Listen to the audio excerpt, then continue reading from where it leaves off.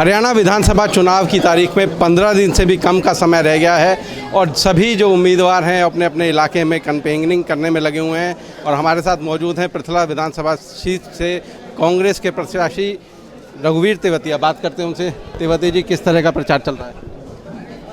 ये तो आपने भी देखा जी, जनता जनार्दन से आशीर्वाद मांगने के लिए गांव गांव जा रहे हैं और भरपूर समर्थन मिल रहा है। चौथी बार चुनाव लड़ रहा हूँ इस क्षेत्र से, जब से पृथला बना है विधानसभा, उसमें 9 से 14 तक मुझे सेवा करने का मौका मिला, बगैर भेदभाव का, बगैर बदले की भावना के, नेक नियत ईमानदारी से पहले भी सेवा की है। उसके बाद 2 और साथी जिनको जनता ने मौके दिया। आज जनता ने तुलना की है 10 साल का हुड्डा साहब का राज और 9.5 साल का खट्टर साहब का राज जो देखा है, उसमें बहुत अंतर है। अगर मैं उसमें गिनवाऊँ तो आपका भी बहुत समय लगेगा, मुझे भी इतना समय नहीं है, लेकिन ये कह सकता हूँ जनता ने तुलना की है। आज हरियाणा की जनता केवल एक ही बात कह रही है, हाँ, होने वाला मुख्यमंत्री भूपेंद्र हुड्डा हो, और उन्हीं को जनता चाह रही है। और उन्हीं के आशीर्वाद से जो विकास, जो योग्यता के आधार पर रोजगार हमारे क्षेत्र में हुड्डा साहब सरकार ने दिया, उसकी आज तुलना की है। तुलना करने के बाद मेरी तुलना, जो मेरे 2 साथी बाद में बने, उनकी तुलना जो की है विकास से, रोजगार से, उसमें जनता आज हमें उनसे ज़्यादा नंबर दे रही है। ज़्यादा नंबर दे रही तो ज़्यादा वोट दे रही है। आपने देखा है लोकसभा के चुनाव में हमारे यहाँ लगभग 2,20,000 वोट थी उस समय। 1,49,000 कुछ वोट पोल हुई, जिसमें से लगभग आधी 74,090 हमारे लोकसभा के प्रत्याशी आदरणीय चौधरी महेंद्र प्रताप जी को दी जनता ने, पृथले की जनता ने। मैं उनका धन्यवाद करता हूं। और आज जो हमारे साथी लड़ रहे हैं चुनाव, वो तो 66,000 पर लड़ रहे हैं। चाहे हमारे भाजपा के प्रत्याशी हो, वो भी उस समय भाजपा के प्रत्याशी श्री कृष्णपाल जी, जो आज हमारे भारत सरकार में मंत्री है, उन्हीं को वोट दे रहे थे। जयंतपाल रावत जी यहाँ आज़ाद लड़ रहे हैं, वो भी उन्हीं के साथ थे। दीपक डागर जी हैं, वो भी उन्हीं के साथ थे। और 2-3 साथी जो चुनाव लड़ रहे हैं, वो सभी 66,000 पे लड़ रहे हैं और हम भी आधे पे लड़ रहे हैं। टोटल पार्टियों की मिलाकर आधे में वो थे और आधे में हम थे। लेकिन अब की बार अभी 12 ने हमें फैसला दिया है। सैन समाज ने 104 गांवों का फैसला दिया है। आज जोगी बैरागी सभा ने आज दूधौला में सुबह 104 गांवों का फैसला दिया है। कल 4 बजे बघेल सभा पूरे 104 गांवों की सरदारी आपको समर्थन देने के लिए आ रही है। इसी तरह आज LIC के जो कर्मचारी थे वो सुबह समर्थन देने के लिए आए आज ही। और कल सुबह का टाइम ले रखा था, लेकिन अभी उन्होंने बदलवाया है। बच्चों का कोई टेस्ट है, इस वजह से उन्होंने सोमवार को सुबह जो कर्मचारी वर्ग हैं, ज़्यादातर अध्यापक वर्ग और जो आज लगे हुए हैं पुराने भी, वो समर्थन देने का काम कर रहे हैं। इसी तरह लगभग 104 में से लोकसभा में 20 या 25 सरपंच हमारे साथ होंगे, लेकिन लगभग 70 सरपंच हमको समर्थन दे रहे हैं खुला।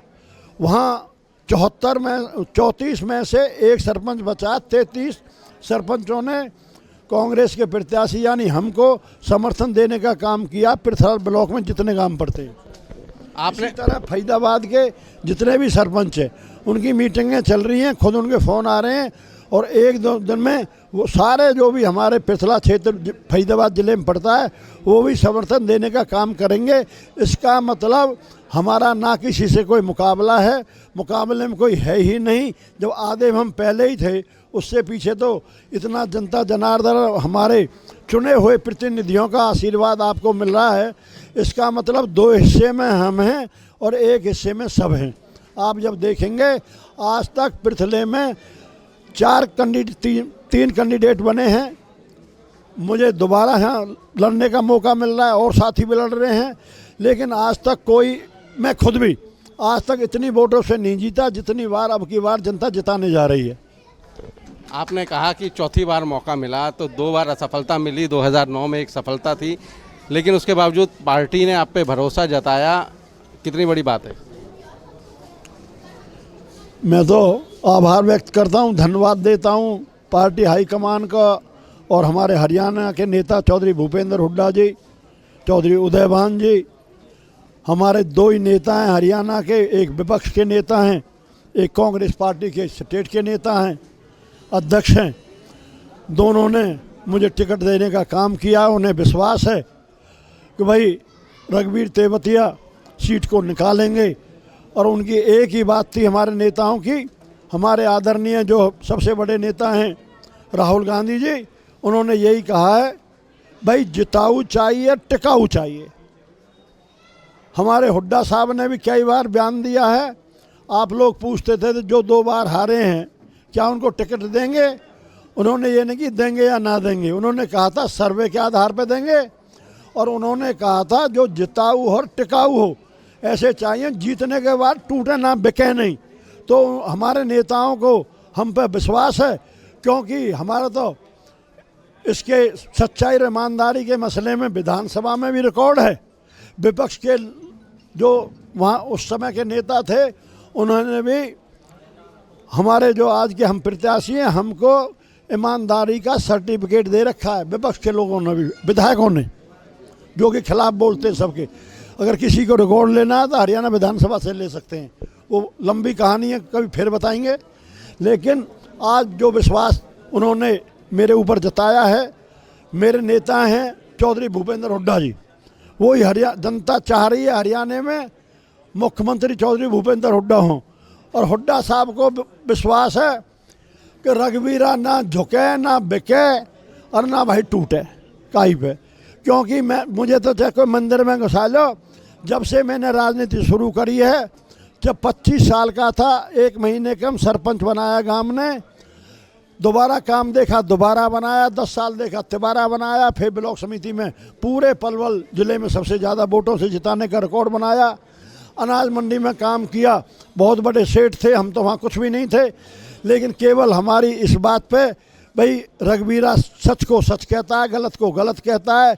तो जितने भी सेठ थे मंडी में, उन्होंने लगातार कितने साल मुझे वहाँ का एसोसिएशन का प्रधान रखा। और किसानों के लिए भी जो वहाँ एक प्रथा चली हुई थी, किसान की हर ढेरी से 3 पस्से भर के क्या न्यों शिमला 2.5 सेर जाओ, हजारों ढेरियाँ आती हैं एक दिन में। उनमें से जो 3-3 पस्से निकालते थे, और मैं खुद आड़ती था, आड़ती निकालते थे, आड़ती नहीं निकालते थे, आड़ती के वहाँ किसानों की में से एक जो पानी पिलाने वाली होती थी उसको देते थे, एक जो झाड़ू लगाने वाली होती थी उसको देते थे, एक जो बुजुर्गों का हुक्का भरने का काम करते थे उसको देते थे। लेकिन हमने बोल दिया भाई आड़ती हम खुद खर्च करें, अपना एक नौकर रखें। जब हम यहाँ कमाई कर रहे हैं तो नौकर रखें। लोगों ने विरोध भी किए, लेकिन उनकी मजबूरी थी, इसलिए भाई हमें तो उन्हें रखना था, वरना हमने तो कह दी भाई हम तो छोड़ने को तैयार हैं। लेकिन उसे भी हमने हटाने का काम किया। हमने तो किसानों की वहाँ भी भलाई की।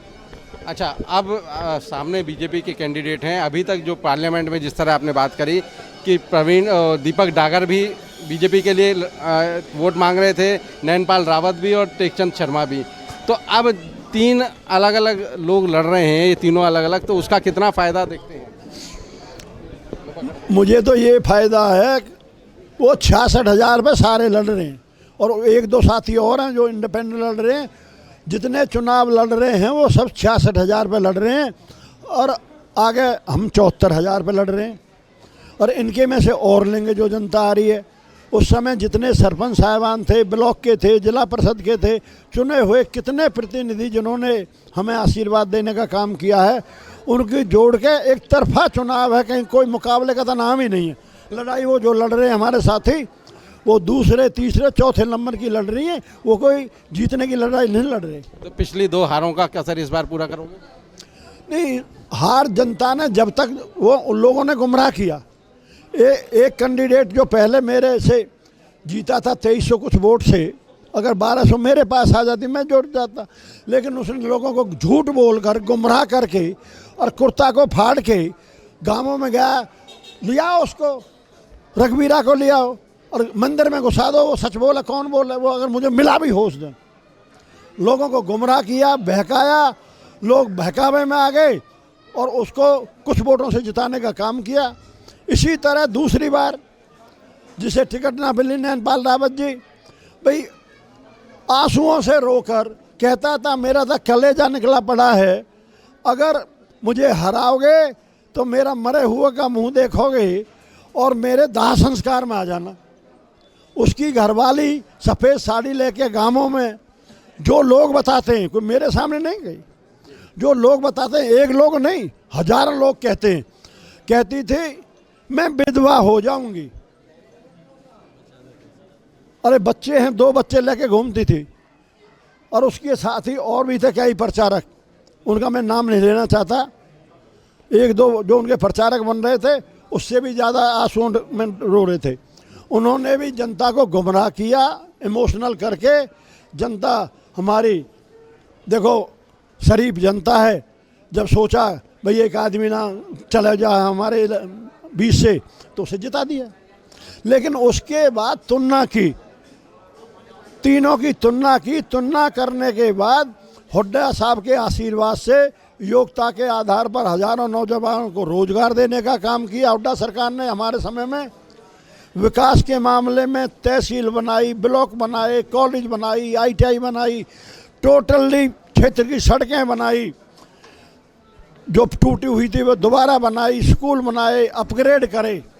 आपके बीजोपुर वहाँ का स्कूल अपग्रेड किया, खंदावली का किया, नरियाले का किया, अमरपुर का किया, कितने काम किए अगर गिनाओगे तो दोपहर बाद तक आपके यहाँ हो जाएंगे, आपकी ये पूरी भर जाएगी, फिर काहे सुनाओगे, का ये और है। एक सवाल और कर लेते हैं। आपके जो बड़े नेता हैं तेवते जी, आपके नेता कह रहे हैं कि कांग्रेस आ रही है, बीजेपी जा रही है, तो जब आप जनता के बीच निकलते हैं इस तरह की आप माहौल महसूस करते हैं?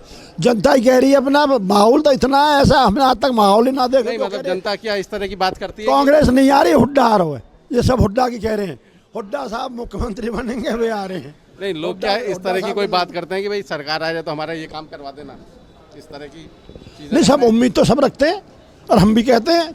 हुड्डा साहब ने पहले भी योग्यता के आधार पर रोजगार देने का काम किया है और आज उन्होंने घोषणा की है, देखो रिकॉर्ड की चीज़ है, हरियाणा में सरकारी जो स्वीकृत पद हैं टोटली महकमों में मिलाकर लगभग 4.5 लाख हैं।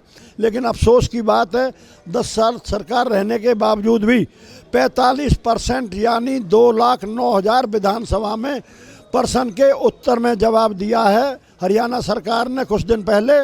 तो हुड्डा साहब ने घोषणा की है 1 लाख तो आते ही उन्हें पक्की नौकरी देने का काम करेंगे और उससे आगे 2,09,000 जो खाली पद हैं उनको पूरे के भरने का काम करेंगे, ये घोषणा की है।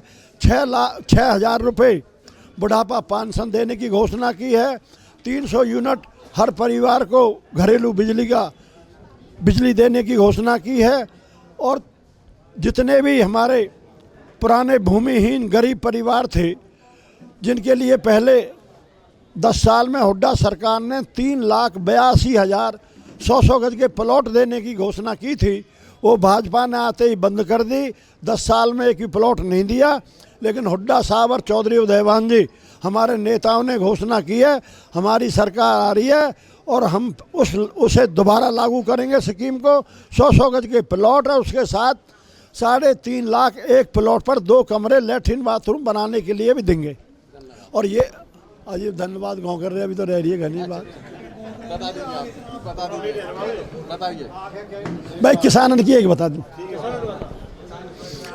देखो किसानों के लिए इन्होंने कहा था कि 2022 में किसानों की आमदनी दुगनी करेंगे, लेकिन केवल एक मांग के लिए किसान 13 महीना इस देश के बॉर्डरों पे बैठे रहे और वहाँ 750 किसान गर्मी सर्दी बरसात के कारण 750 किसान शहीद हो गए। हमारे देश के प्रधानमंत्री जी, हमारे मुख्यमंत्री जी खट्टर साहब, दोनों पर परिवार वालों के लिए 2 शब्द संवेदना व्यक्त करने के लिए नहीं बोले गए। उसके बावजूद हुड्डा साहब ने घोषणा की है हमारी सरकार आएगी तो हम 750 किसानों को शहीद का दर्जा देने का काम करेंगे और हर परिवार को एक एक सरकारी नौकरी देने का काम करेंगे। और जो एमएसपी भारत सरकार तय करती है, न्यूनतम समर्थन मूल्य हर साल, उससे कम पर किसानों के अनाज को नहीं बिकने देंगे। यानी ये समझो एमएसपी की गारंटी बिल की हरियाणा में तो हुड्डा के जुबान से हो गई है। जय हिंद, जय भारत। धन्यवाद। तो ये थे हमारे साथ कांग्रेस के पृथला से प्रत्याशी रघुवीर तेवतिया, जो कह रहे थे कि 2 बार हार के बाद, जब ये 2009 में जीते थे, उसके बाद 3 प्रत्याशी इलाके ने देख लिए, जिसके बाद अब जनता फिर से उनकी तरफ लौट आई है और इस बार वो जीत अवश्य हासिल करेंगे। हरियाणा तक के लिए पलवल से सचिन गौड़।